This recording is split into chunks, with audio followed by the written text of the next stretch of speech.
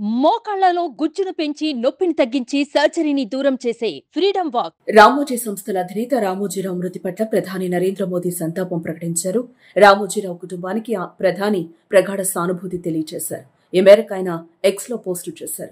రామోజీరావు మీడియాను విప్లవాత్మకంగా మార్చిన దార్శనికుడు.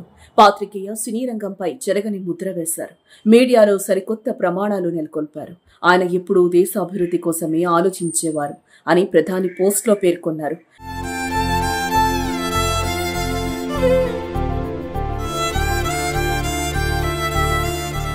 మాజీ ఉపరాష్ట్రపతి వెంకయ్యనాయుడు రామోజీ మృతి పట్ల తీవ్ర దిగ్భ్రాంతి వ్యక్తం చేశారు. ఆయన ఆత్మకు శాంతి కలగాలని ప్రార్థించారు.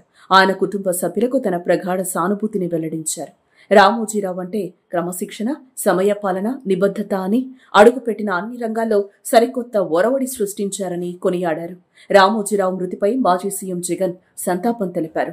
తెలుగు పత్రికా రంగానికి దశాబ్దాలుగా ఆయన ఎనలేని సేవలందించారని కొనియాడారు. ఆయన ఆత్మకు శాంతి చేకూరాలని ఆ భగవంతుణ్ణి ప్రార్థిస్తున్నాను. రామోజీరావు కుటుంబానికి నా ప్రగాఢ సానుభూతి తెలియజేస్తున్నాను అంటూ జగన్ ట్వీట్ చేశారు.